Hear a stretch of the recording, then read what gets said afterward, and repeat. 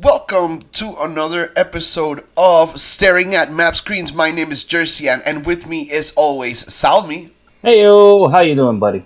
I am doing very well. Thank you for being with me here today and for indulging me. Last time we talked about Iconoclast, and I selected our next game, which is Flynn, Son of Crimson, coming to you hot on the last day of January. So, did you play Flynn, Son of Crimson? Did you like it? Yes, yeah. Actually, I'm gonna be 100% honest with you here. I am so glad that you picked this game because I did have it on my wish list at the time, and I did want to play it. But when you told me oh yeah, I want to do this game for the next episode, I was like, okay, great. I can just buy it, get it out of my huge backlog of wish list items that I have on the Switch. I can just play it and let's go. And I did buy it. I thoroughly enjoyed it from start to finish. It's a really, really, really, really good game. I recommend it, but yeah, let's take it one step at a time. Yes, we will recommend it. Yeah. Talking about your wish list, is it 100, bigger than 100 games at this point? Let's not talk about it. No, I'm kidding. Yeah, it's about 300 and Oh something. my god! You do not get that many wishes, sir. No, I do not. I've already made peace with the fact that I'm not gonna play all of the games on my wish list, nor am I gonna play all of the games that I own by the time that I kick the bucket. But the important I am thing gonna is try. it's not. I'm not gonna play all of these games. I'm not gonna buy all these games because it is possible to buy them all and not play them. No, definitely. No, I'm at least gonna try and play most of them. And hey, I'm enjoying the ones that I do get to buy. And hey, this game is cool and whatnot. But yeah, no sir, I can't spend all of my money just on video games. I need to chill, for real, because that wish list and my backlog are not getting any shorter. So yeah. One day we're gonna do a purge stream, and I'm just gonna look at your wish list, and we're gonna start taking stuff off. Oh god. I'm scared of that idea, but I'm also super down for it. Alright, so back to the game. Flynn, Son of Crimson, I have to apologize to you because it really looked like a standard Metroidvania, very fluid action, awesome looking pixel art, but it turned out to be a more straightforward action game with light RPG and light Metroidvania aspects, but they are there. The Metroidvania aspects are there. You are searching, you are destroying, you are getting upgrades. So quickly here, this game was developed by Studio Thunder Horse and published by Humble Games. Humble Games, they pick up a lot of indie studios, a lot of indie titles for publishing. But what I got it from their website, Thunder Horse is a 10-person indie studio. That's their main team. They obviously, if you look at the credits, there's more people because they hire temporary people and they get outside help. But the core of the studio is 10 people, and Flynn is their third game. They previously developed Samurai Blitz and Raccoon Rascals. I looked over these games a bit, and their pixel art is as amazing as Flynn. But I like how Flynn animates a lot. The sprites aren't just nice to look at. They have this breathing quality that a lot of 16-bit RPGs used to have, and a lot of throwback games, these modern retro games doing pixel, a lot of them forget to do the breathing animation, and you have your character, beautiful pixel art, but the character is just static. Static, yeah. I actually, now that you mention it, I did notice that. It was this different style of art where the world feels like it's alive in a way. Because everything is moving, everything is breathing. Yeah, now that you mention it, I did sort of unconsciously notice it, but now we're talking about it, I can appreciate it even more because it is true. Everything is breathing, everything is alive. It feels very natural that your character's hair is moving when you run. He's breathing when he's standing still. When an enemy shoots at you, the fireball isn't just 4 pixels of fire heading towards you. The fire is flaming. There is a bit of movement and animation and everything. And I think that's their style. Yeah. Yeah, and to be honest, it looks I'm gonna be 100% honest here. It looks gorgeous. The game. I know that there's a lot of people that but that's 2D. That's probably gonna look like super normal, normal video gamey. But no, this game is really, really gorgeous when you take into account the different environments, the different characters, and the fact that that nothing is static. Nothing is just like there. Like things are moving, things are breathing. Yeah, Oh, like and it is wonderful. So yeah. yeah, and art aside, there are a lot of Mhm. elements of this game that I like.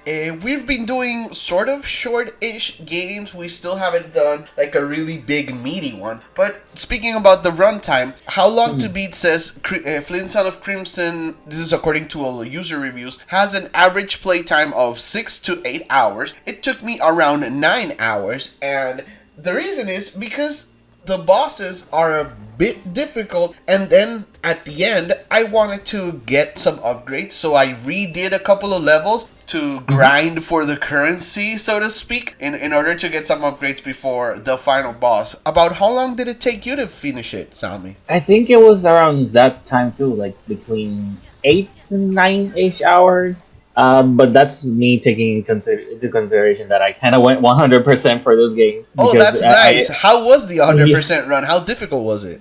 it wasn't super difficult. Like the most difficult part about the game itself, in and of itself, was to memorize the patterns of like all of the enemies and the bosses and whatnot.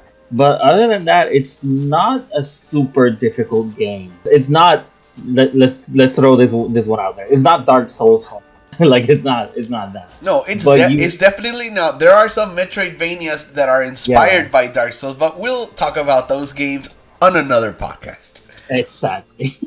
So But yeah. let's quickly go over the characters. Your main character is Flynn. He is a boy with flaming red hair, and he Yes. has a magic dog called Dex. It's like a wolf thing, and there are some stages where you use Dex, but mostly you will be playing as Flynn. You Mhm. have a rival character named Rosia, and for some reason, she cannot unlock her true power at the altars of Crimson. You have your mom, which is sort of a deity. She's not present in the game, but you hear a lot about her from other characters. And Mhm. you have Boren, which is like a blacksmith who trained you in the art of the sword and I guess raised you after you tragically lost your parents. Cliche, Mhm. cliche. And finally, there is a character called Sealock, which is the antagonist of the game. And we'll talk more about the story near the end. But let's talk about the level structure. This Yes. game does not exist without Mega Man or without Shovel Knight. These people Mhm. love their stages, and their stages are smart stages. There's not a lot of puzzle aspects to it, but there are branching paths, and that branching paths made me think about the X games, the Mega Man X Yes. games, and Shovel Knight. In the other Shovel Knight campaigns, there are stages with multiple exits, and Mhm. I think they did it pretty good. And here comes a little bit of the Metroidvania aspects. Very early on, and throughout the whole game, you will see places and you're like, why can't I get there? Why can't I go there? And you will need something to climb, or you would need to break something and you don't have the power to do it. So I really liked how they sprinkled those Metroidvanias and how the action felt. What do you think about the stages, Salvi? Honestly, they're pretty well designed, just like you said. Even though it's not a tried and true Metroidvania experience because it's divided into levels, it's not a huge map per se. There is that little inspiration from it, little details like the banking path. So they did make the what's this word? Backtracking. That's the word that I was looking for. The backtracking in this game is really handled pretty nicely. Like it's not super like, oh god, I have to go back to this stage again, or I have to go back to this area again. It's like no, like just you can go back, and it's probably like this small place that you have to visit, and oh hey, it's another path, or oh hey, it's an unlockable door that unlocks something different, and it's really well designed. It's not something that it's that you end up finding like, oh god, I have to go back here again. And it's not something that tends to bore you. It keeps you like entertained and go like, oh hey, like there's a whole another stage in this stage that I didn't know was part of the stage. You get the point. Yeah, I do But get the yeah. point. And not each stage, but most of the stages have a hidden collectible. And I guess Oh since you yeah. went for 100%, you were able to find all of them. I was Yep. missing maybe 4 or 5. I didn't really want to 100%. I had a lot of fun, and I wanted to get as much of the upgrade tree as I liked. Did you find any specific challenge in finding the hidden collectibles? Did you have to go into one stage multiple times because you couldn't find it? Yes, I actually did. There were like two or three collectibles that I was just like, I don't know where it is. And when I went back to the stages, like I probably didn't go more than three times into a specific stage. It was mostly like two or three. But yeah, when I actually found where the collectible was in, I was like, really? It was here in my face the whole time. And the thing is that the way that this game sort of handles the secret collectibles is that it kind of like it's a little bit kind of handholdy when you look at it because there's like some red flowers in the environment Oh, that when really? you I didn't notice yeah this at all. yeah it's a small detail. I'm not entirely sure if the game kind of like tells you about it or if you kind of like figure it out sort of on your own. I don't remember, but yeah, the red flowers in the background of the stage are there, and when you look at them, it's like, huh, there's something hidden in here, and it's either like you can go through like the wall per se, and then when you go through that area per se, that the screen kind of like reveals what's the piece of wall that you couldn't see through before, and there's a collectible, or maybe there's like a whole chunk of a stage, a part. There's like a whole chunk of the stage that was like hidden. Oh, hey, you had to clear all of this to get the collectible or whatnot. So yeah, it was I had to return a few times to a few stages to find those little red flowers and to be able to find all the collectibles. But overall, it's not super hard to like notice them. They're like pretty much there, and there are some actually now that I remember, there's at least one that it kind of got me like, man, I can't find this at all, and it's like in the ice level. That I'm pretty sure we're gonna get to that Okay, yeah. a bit later. But yeah, like it's in the ice level. But there's like this small section that gives away where the collectible is, and you have to be like super aware of it because if not, it's gonna completely go past by you and you're never gonna notice. But yeah.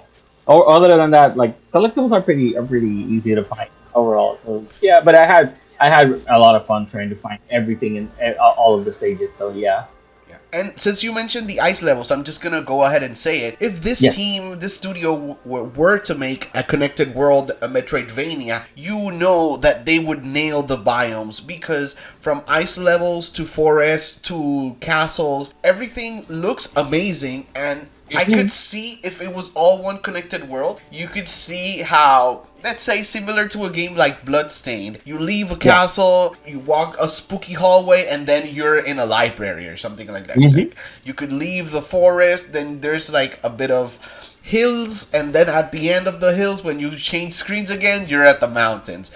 And it's, as you said, they're individual levels, they're not connected, but you can see how they could all fit together, and to me there's a lot of potential for this team. So exactly. No, and the thing is that even though that you're playing through levels, there's the game itself. It has like a huge map that you can see, and you can go through each level in the map per se. So you can actually feel like, yeah, this is a huge original world, and things are connected, and it makes sense. So they would definitely nail the transitions. I would say they know their stuff. To be honest, I have to admit. yeah, you can feel the expertise, and it's kind of bad. It's kind of unfortunate that we hadn't played their earlier games, but I will take more of a look at them later to see the DNA that made Crimson, that made Flynn Son of Hey. Crimson in the previous titles. But since we're talking about stages, I had mentioned earlier that there are Flynn stages, there are Dex stages, which is a dog, and as someone who has played a lot of action or platformer games that Yeah. have a gimmick where they will make you use a mount for a stage or make you ride a minecart for a stage. What did you think about the Dex stages? Dex is pretty OP. Oh yeah. So when you get to the not Yoshi, I'm sorry, the Death stages. Like, yeah, I'm sorry. It's just that the way that Death controls, like the way that you can get off Death and everything, it reminded me of Yoshi. And there's actually a part in one of the stages where you have to unmount Death to like jump higher to reach a certain secret. So the first thing that's reminded me of was Yoshi. But overall, like they really like okay, death stages are fun, but oh my god, that's OP because she right that's it's a female. It's a Yeah, she yeah, doesn't it's a she. get damage from spikes. Yeah, no, that's like one of the most OP things about Dex. Like no spike damage. The damage that you can do with Dex is stupid. The stagger that you can do on the enemies with Dex is stupid. Yeah, the mount is definitely OP. There's no other way to put it. But even then, it's not. It doesn't. Dex doesn't overstay her welcome. It's like most of the time you're still playing with Flynn, but those little tidbits, those little times that you're playing with Dex, they're like really fun and really well put together. And That's the key part. They are fun. yeah, A lot of these action platformers will force us to ride a rhino or, as I said, a minecart. And there yeah, is always some challenge or some interesting design, but sometimes they forget about making it fun. And as you said, hmm Dex always feels fun. yeah, definitely. It even though Dex is like super OP, it's super fun and. She like I said, she doesn't overstay her welcome. It's not like she's with you the whole adventure. But the times that she is, it's like, hey, doggy's here. There is one stage that hurt my eyes, and I think you'll know it is the speed stage. And to me, that Yeah. was too much. I failed like twice, but that's just a question of my old decrepit eyes. But that stage is that stage doesn't overstay. It's only once. Yeah, thankfully it's only once because I had the same. Like, I died a few times trying to like memorize the patterns of the stage because it's like it's throwing stuff at you and you're only able to control where you're moving in the map, but the map like it's auto scrolling, Auto scrolling at yeah, 200% speed. basically yeah. All right. So So thankfully it's only one stage.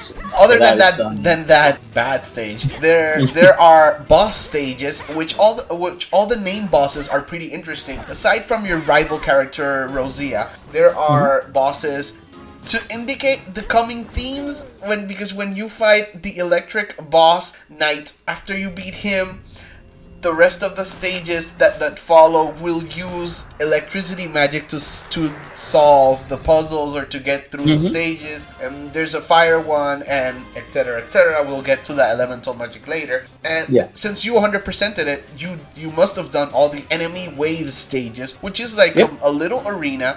And tell me about those. Did you find those original, challenging? Were they too long? They were really they weren't.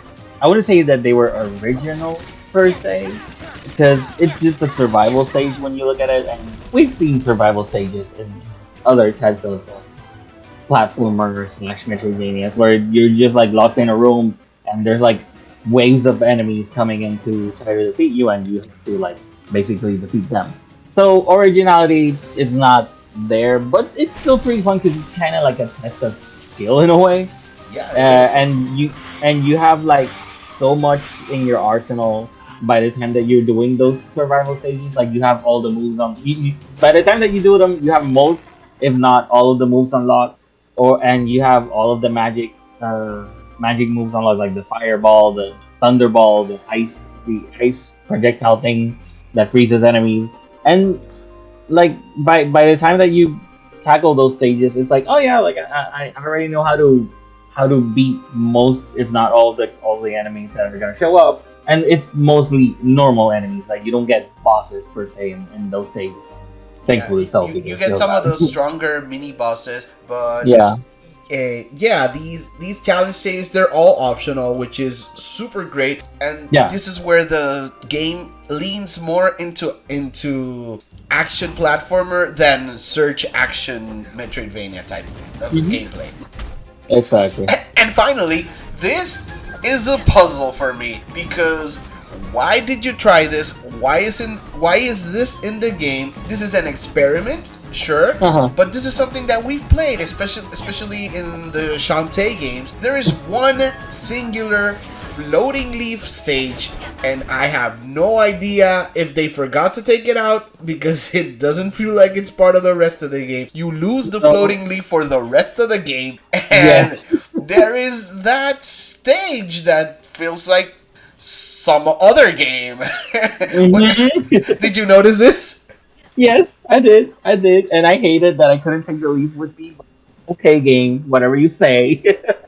Yeah, Flynn is But more fast paced than games where you have to float up and down. The Leaf would have been interesting in other levels, but I think right? it would have broken the pace of how much faster and more precise Flynn controls. But that stage wasn't bad. It just felt out of place. Yeah, it did, and I think that the game is kind of like self-aware about it in a way because it's like the speed dex stage that it only happens once. But when I was done with it, I was like, but my leaf, I kind of want it. Like it could be useful for some other parts of the game, but yeah, it's gone. Maybe it was an internal joke, or maybe they're teasing their next game. But yes, there's just one singular floating stage. Yeah. And I mean by floating, if you played Shantae, you know what I'm talking about. If you played Hmm. for a more modern game like Breath of the Wild, where you have your glider, it's a glider stage, just Yeah. on and off, and it's Basically, like it's there it, for like 4 minutes, and then it's gone. yeah, that's not, actually, like when I got into that stage, the first thing that I thought about, it wasn't even Shantae. It was actually Breath of the Wild with the glider and whatnot. And I was like, oh, look at not Link over here. So let's talk about not Link. Flynn is a little lad who loves the color red, and his sword and his weapons are powered by crimson energy. Yeah. And you mentioned the elemental magic. He has a standard crimson attack. It's not Hmm. fire, it's just like pure crimson energy, and you can Hmm. upgrade that into a bigger shot where you can hold down the shot. Aside from the crimson powers, what are the other elemental magic that you get?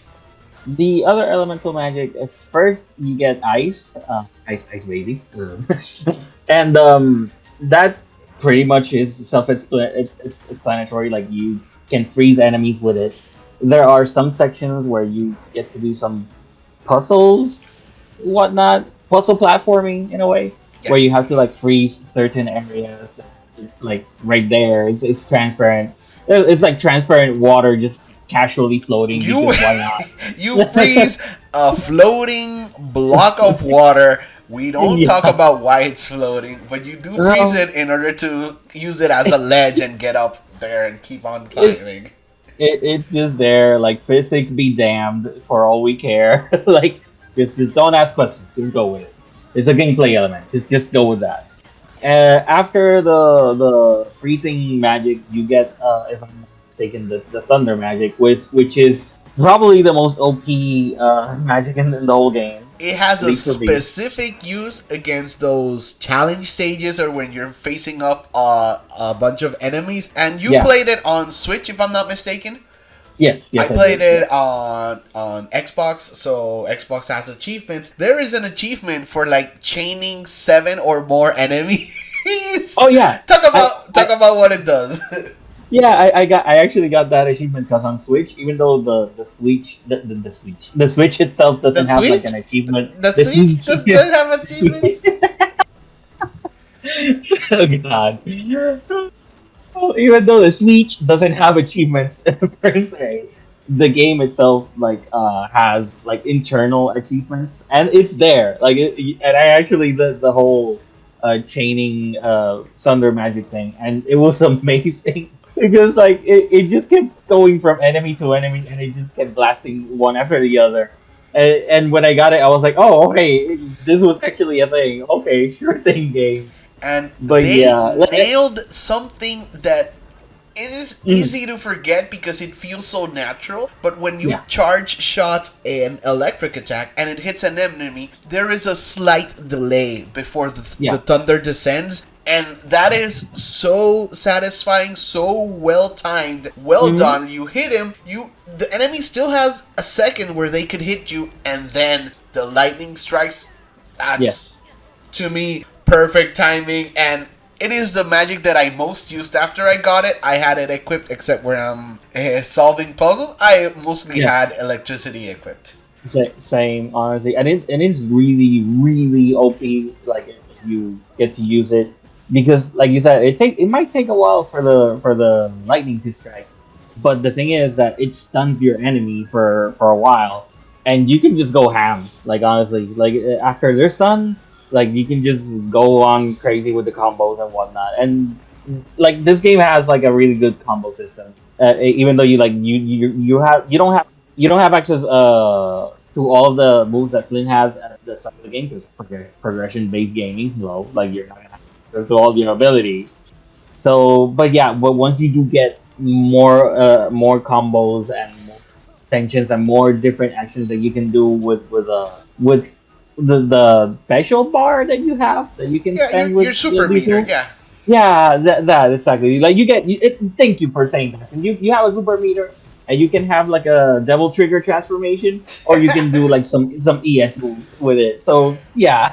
The devil trigger transformation to me was the can I beat this boss without it? And after failing against the boss a couple times, I was like, okay, I'll take the easy way out and I'll Yeah. just activate it and then mash that attack button like there's no tomorrow. Hell, but Basically. before we go into the weapons, we missed one magic. The final magic is Oh the yeah. fire magic, and it does look distinct from the crimson. And it's standard fire magic. It burns enemies. It will melt ice blocks, and Yep. I think that's it. Yeah, oh, and it can also light up passages. There's like a few stages where you need to light up torches and whatnot, and Oh, that's the magic that you use for it. you are Um, correct. It lights up in dark enemies, and yeah. just a little bit more of this game pays so much attention to detail. Some of those Mhm. dark stages, it's not a lot and it's not like punishing, but you have to do some jumps in the dark, but you can Mhm. hear there is an enemy in front of you. So if you Yeah. charge your fire attack and you shoot at the enemy will catch fire and it will actually illuminate a bit of the platform, and then you can safely jump towards the other side. Just little touches of nice game design. Pretty much. Oh, and another thing, a little detail that I really like when you're charging your magic, which is basically the long range attack, not Mega Man. I like that your clothes light up with the color of the magic that you have equipped at the moment. Like if you have thunder magic, your clothes are gonna light up yellow. If you have ice, it's gonna light up blue. If it's like regular crimson, it lights up red. And if it's fire, it lights up orangey, red, orange, kind of fiery type of glow thingy. So yeah, That is correct. this Flynn this is a this is little small red detail. hero whose red is his favorite color, but I saw Mhm. him as purple for as yellow for a lot of the game because I was Yeah, using that electric magic. same. Like it's a small detail, but it just adds to like how amazing, how much attention to detail like the developers will making this game. It's really good. It's amazing. I like it. All right. Well, our hero is, aside from magic, he is a sword wielding hero as he begins in this medieval world of magic, swords, and all of that. But a sword is not his only melee weapon. He Hmm. unlocks several other melee weapons throughout the game. Tell me, I really enjoyed the sword, and I don't think they nailed the next weapon, which is the axe. It is a bit slow. It is useful Hmm. against armored enemies or enemies that you need to stagger because it has more stagger, but I don't Yeah. think they nailed the speed of it. The power is fine. I don't think they nailed the speed of it as a fan of slow weapons. Give me a Yeah. Dark Souls, give me a Monster Hunter. I'll take the big bulky weapon every time. So I did Hmm. not love the axe. What did you think of it? I'm kind of on the same. Like I didn't use the as much. Like I mostly used it for basically that the armored enemies and certain puzzles. Puzzles. I'm using Breaking quotation walls. marks. Yeah, basically. But yeah, that's pretty much the only thing that I use the ads for because at least in my opinion, like for me, speed wise, it was way too slow, and you have a lot of enemies that are way faster than you when you're using the ads. So I was like, nah, I'm not gonna use this. Yeah, And and also, the usually damage. you Yeah. compensate slow weapons with a bit more reach or tankiness. Flynn does not become more tanky when he gets No. the axe. He just gets slower. Yeah, he just gets slower. And honestly, for me, like I know that you said that the power was fine, but for me, it was not. It was like I just felt like it was not worth using the axe. No, no, unless I'm the with game you. required me to. I do Yeah, feel it's stronger, but yeah, it wasn't worth it. And yeah. finally, this weapon is my favorite, and you will see So some of the gameplay. Some of the gameplay on the screen. It's me or Salmi using the claws, and yeah, these are very, very, very fun. They are very fast. They are Crimson Magic Claws. We yeah. Wolverine up in here. We red. We angry. And it's amazing when you what you called it, the Devil Trigger, which I guess it's a Hmm. Crimson Trigger. Well, Yeah. with the claws, it just feels very natural. It's animates amazingly, and Hmm. it's just so satisfying, the combat when you're using these weapons. I tried to use them as most as possible Hmm. during my game after I got them, because you don't get them right at the beginning. But Yeah.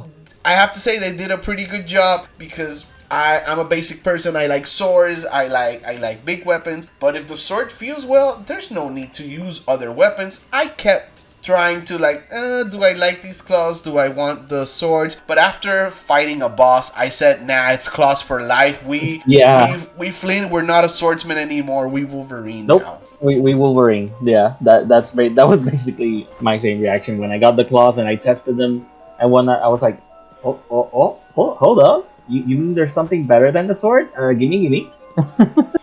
But yeah, like when I got the claws, it was pretty much game over for the other two weapons. Not saying that the other two weapons are obsolete when you get the claws. Like you can still find some use for I don't know, the sword jumping attack.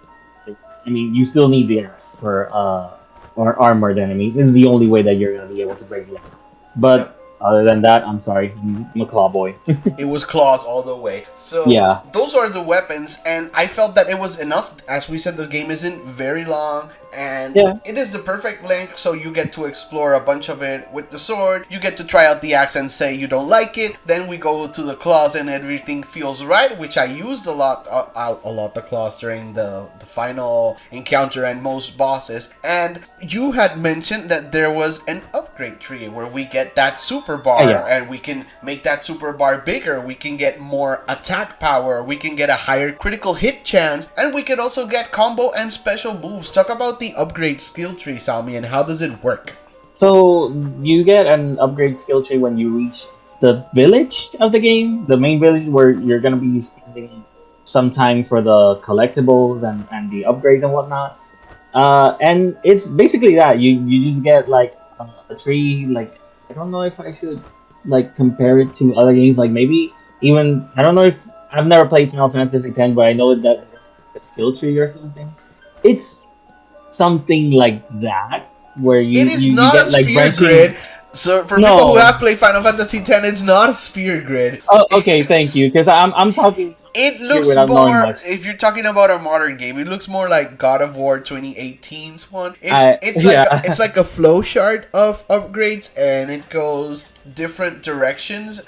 But Yeah, it's yeah, not exactly. Final Fantasy. But yeah, No, keep okay, going, keep thank going. you. Yeah, thank you. Because the thing is that I've never played either God of War or Final Fantasy X, so I'm sorry. It's the closest thing that I can relate it to that I can think of at the time. But like, the thing is that you get like branching paths in the skill tree. It's not a huge skill tree. Like, let me put that out there because I feel like if I say that without context, I'm probably scaring off a lot of people. But it's not a huge skill tree. It's like, and even though you have branching paths, you can still level up each and every one of those branching paths. And like you said, you get extra moves, you get extra damage, extra critical chance. The ice fire and thunder magic get like a little bit of extra boost in that skill tree. And yeah, you just basically use the in-game currency that's like a crimson crystal because everything in this game is crimson this, crimson that. Real fan of the And color red. yeah, and yeah, you basically use that currency, which that you can get a lot from a lot of that currency with the collectibles that you get throughout the game. You give them to a certain character in the town, and he gives you a bunch of that red crystal energy thingy to be able to buy more upgrades. And yeah, You like can it's always grind out the crystals in that same town. There is a little Mhm. cave where you can get between 400 and 600 crystals every time. Yeah, It's like, oh, they keep respawning. Let's go. yeah, basically, yeah, and like you said, like you can replay the stages and you get crystals. Like almost everything that you do in the game in one way or another gives you those red crystals. And also the survival stages, when you finish them, you get a bunch of red crystals. So there's no shortage of that currency. So you can pretty much get most, if not all, of the upgrades by the end of the game, and you're pretty much set. Like you have a full arsenal, you got all the moves, and you got everything that you need to work with. Like Oh. go kick some butt, basically. Is there any upgrade that you specifically love because it changed your gameplay or it transformed the game to you? I have mine, but I want to hear yours. I had one at the start of the game that is like one where you press like the shoulder button and you press the attack button, and he does like a flurry of attacks or something. That was my first, and then when I got the claws, I got one where if you're jumping, you press down, and he pretty much does like a Sonic spin dash at first, Yep. but then if you upgrade that attack even more, he can do like he does a small tornado at first, and then the tornado gets even bigger, and it attacks pretty much everything that's in the range of that tornado, and he's pretty much invincible throughout the whole move. Yeah. The only caveat per se is that it takes one portion of your super bar, so that it's either choose that or choose the devil trigger. But overall, like at the end of the day, like it was pretty much worth it every time that I used that move. And that also the good thing is that since it only spends one piece of meter, even doing the tornadoes, the extension of that, it only costs one. So like you can spam that a lot and then regenerate Yeah. that And that meter. So yeah. it begs to say that I was a little bit stingy with the meter, but then I Mhm. noticed that you do a lot of stages and not every stage ends it with a boss. So sometimes when a stage became a little bit hectic, I had enemies on both sides and Yeah. enemies that have different timing of their attacks because I Mhm. could hit one and get away, but then another one is a little bit faster. There are a lot of good moments to use those powers that use a tick of the super bar because, as I said, not all the stages end in the boss, and you will need the crimson trigger power. So Yeah. it is super cool to use that. And if you want to play this game after hearing us talk, go ahead and use it. Don't worry about it. Like use your skills. Hmm. They are they're very strong. Well, to me, it wasn't a specific skill or like a power, like you said, that Hmm. changed the gameplay for me. For me, it was the combo system. Actually, Yeah. you in the skill tree you unlock a longer combos. You press X 2 times, 3 times, 4 times, Hmm. and the animations get even better and better as he continues the combo. Flynn Oh gets yeah. really into the anime sorting or the Wolverine clawing. He gets really Yeah. into it. So to me, that was the best. Getting 4 attacks and how anime it looks and how useful it is, feeling that he became faster because I don't have to hit 2 times and restart the combo or hit 3 times. I can do it, continue doing it. It made the game flow for me. So if Yeah. I would recommend an upgrade, just go for the combo first. That would Yeah. be what I would recommend. And I think we've covered the magic, the weapons, the gameplay, the stages. Is there any specific boss you want to highlight before we talk about the story? Uh, any specific boss that I would like to highlight? Um, there is one that he gave me the most trouble, I would say, Hit me. and Tell me it's about it. the thunder boss. Like trying to figure out Same. his pattern, trying to figure out his pattern. Like I don't know. Like when I got to like the other bosses, like the sniper and the witch and whatnot. Like even though they were challenging, like I won't say that they were like it, but like the challenge for the most part is figuring them out, figuring how their attacks work, and working around that. But this Thunder Mother Pfeiffer, oh my god, Jesus! Like he just went, he was just attacking everyone. And at some points, I felt like I was playing like I'm exaggerating a little bit on this. Like I wasn't playing a bullet hell shooter, but there were points where there were parts of the fight where it was like, how the heck am I supposed to dodge this? And it later on, I was like, oh, okay, I need to be here. I need to like jump here. I need to be in this section to be able to avoid the attacks. Because that's the thing. All of the bosses, all of their attacks are avoidable.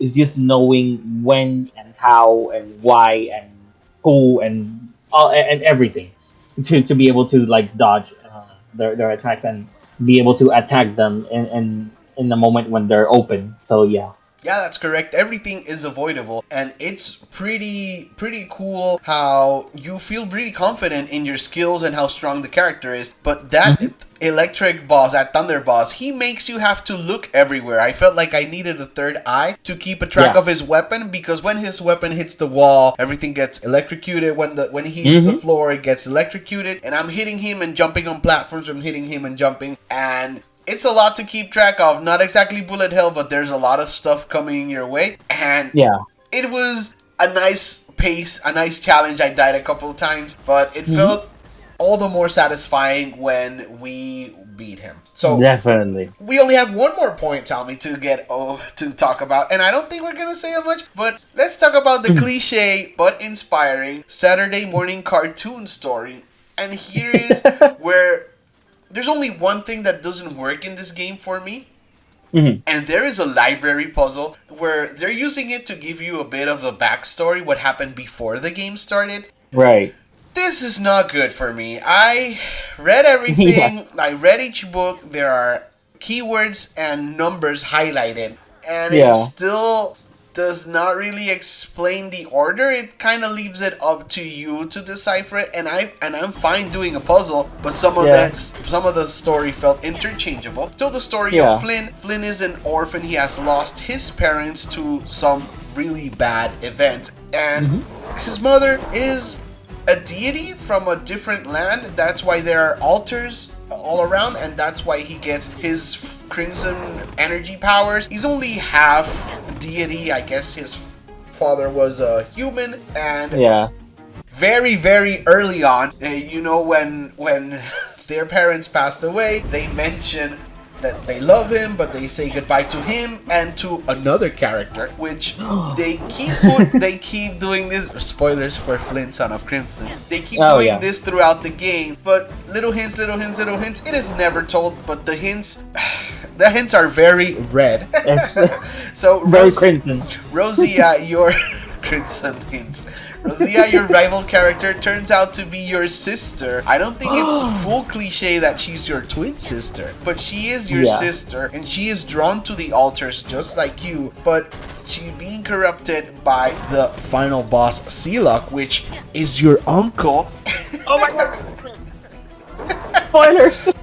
As she is corrupted by him, she cannot activate the crimson energy. She can't really use it, but Flynn can, and that's what he uses to heal Dex, which Dex gets hurt at the beginning of the game. They don't touch my Dex, don't do that, it's bad. So anyways, Flynn losing his parents, he's raised by Boren, which we said is a blacksmith, and he would have lived a nice, like, idyllic life in their starting town or whatever. It's as small as a Pokemon game starting town. There's like 4 houses and just old people. But he is called to greater purpose, and as I said, it feels like a Saturday morning cartoon. He doesn't talk a lot. There are some interstitials between some levels and after some boss fights where you will see the characters interact. Those are the cutscenes, I guess. Yeah. And there's some expression to it. Some of them don't look the greatest because it's like, at least on the Xbox I was playing it and they blow it out. This pixel art, if you hit zoom in on a pixel art too much, it gets blurry. So that's about it for the story. Your uncle is your mother's brother, and he did not like your mother caring so much about the humans and eventually intermingling with the humans and marrying a human. He's a little bit of an elitist, and he wants to conquer the world. He wants to basically fix his race, and funny, he has a human shape. He yeah. It is not his final form, but he does. No, He does definitely. have a human shape for all the criticism he has of humans. He looks pretty human at first. Yeah. And I think that's it for the story. They don't give you the game feels fine at the end, but they don't give you like a lot of story conclusion or wrap up. I don't think you ever confront your sister. I don't know if there is a different ending when you 100% it. I did not 100% it, but did Flynn and his sister ever have like a talk? No, they didn't. Like honestly, yeah. Like the I think the last interaction that they had was when you're entering the fortress of Sealog, basically. That she's like at the entrance and she goes like, yeah, I did most of the job for you, so just like go in there and kick his butt. But like this doesn't change anything. You know, typical edgy rival character stuff, basically. And yes, that was the Sasuke type. yeah, and yeah, that was pretty much like pretty much the last interaction that they had in a way.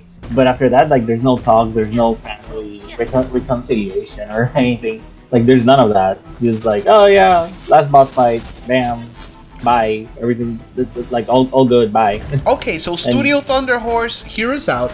Make a Rosia game where we get the true ending for Flynn. Make this Rosia DLC where we will fight and lose against Sealog, Flynn, and let us be evil and attack humans and all that. But at the end, we do that turn and attack everything in the castle. Give us that game, Studio Thunder Horse. We will play it. That would be a good. Yeah, like I would play that, to be honest. Like there's like Rosia has like a lot of potential. Like when it comes to like making a new game based on it. And yeah, like she has a lot of potential. There's a lot of potential for the lore in this game because, like, even though there's like not that much exposition about the story, like you pretty much get the basics. It's like you said, it's not tune where you wake up, you're Hercules all of a sudden, and you have to beat your uncle and whatnot, and yeah, like, but at the end of the day, there's nothing else. It's just like, but you have like this huge world that you can explore. Like, you got the human village, you got some anthropomorphic animal thingies in the village as well. Floating you castle. A floating castle. Yeah, you have a floating castle. You have not Sora's domain, which like you've got like a whole bunch of races, a whole bunch of you have a whole world. You can expand upon it. Like, and you can like you said, you can make a Rosia game, and I don't know, maybe you can like put the game like in between the events of this game, like maybe the years or something. Like, you know, give me more. Like, this is actually this is a call for more game. This is what we want. And you said there's good lore, there's a good world. There is a whole nother world. There's another planet where your mother's from. So make a portal. Make Finn go save your mom's world or whatever. Exactly. Like, there's potential here for more. Like, it's cliched, but it is good. Nothing will make you like roll your eyes. The game is well written, and I think with that we've covered everything. And now we have to score it, Salmi. Oh god. I am more positive on this game than I was on Iconoclast. There were a lot of frustrating points. Listen to our previous episode, but I have more good things to say and very few criticisms of Flynn. Hit me with your score. If I were to score it, I'm gonna be honest, I would give it at the very least, a 9 out of 10. I wish I could give it a 10, but like we said, there's like a few tidbits of here that make it like that stop it from making it like a perfect game, like the speed stages and whatnot. But overall, this game is pretty solid. It deserves at the very least. Like, it's really good. Please go play it. If you can buy it anywhere, it's almost everywhere, right? It's like PS4. It's on PlayStation, Xbox, it's on Xbox and Switch and PC. Yep. Like you can play it in a microwave. Like just go out there, play something. Like you would like if you like adventure, 2D platforming, almost Metroidvania-y kind of thing. Like I would recommend this. Like I'm like I said, I'm really glad that you were the one that chose this game. And like for the sour aftertaste that we had from Iconoclast, like this game was a breath of fresh air, and I really enjoyed it. Even though it has its cliches and whatnot, it's a very enjoyable experience. Yeah, so Salmi recommends it. He gave it a 9.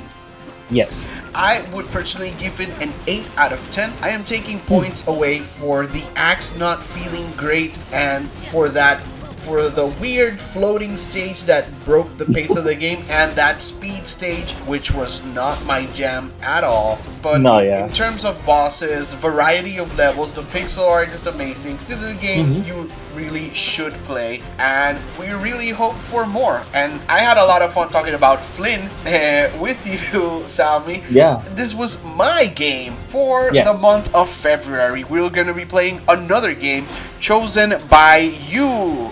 What is Yes. this game? This game is not Symphony of the Night. The next game we're gonna be playing is called Record of Lotus War, Deep Lit in Wonder Labyrinth. What Say is that that 5 times long ass anime title? Yeah. Say that 5 times fast for me, why don't you? But yeah, like we're gonna be playing that game. I have it on Steam and I haven't had the playing it, but from what I've seen, is definitely a game that I'm really wanting. Like I've been really wanting to sink my teeth into, and I've heard nothing but praise from this game. So I'm really excited for this one, and I am hoping that this is not another Icon class. Please. Well, it looks to be more of a Metroidvania. As we said, Flynn sorta gets a pass with being action platformer with some Metroidvania elements. Lodos seems to be full on Metroidvania. We're gonna give you our thoughts in about a month. And thank you for being here, Salmi. Follow us. Yes. Follow us on Twitter. You can see the Twitter handles on the screen. Follow us on Twitter and recommend us more Metroidvanias. We'll take your recommendation. We'll take a look at the game. Yeah, sure thing. Like again, granted, we're not gonna be able to like get into all of the Metroidvanias all at once because hey, we got time. We're humans, but we'll get to that. We already got like a few recommendations. We're gonna get to them. Don't worry about it. Keep the recommendations coming. Yes. We are staring at map screens. So until next time. Bye bye.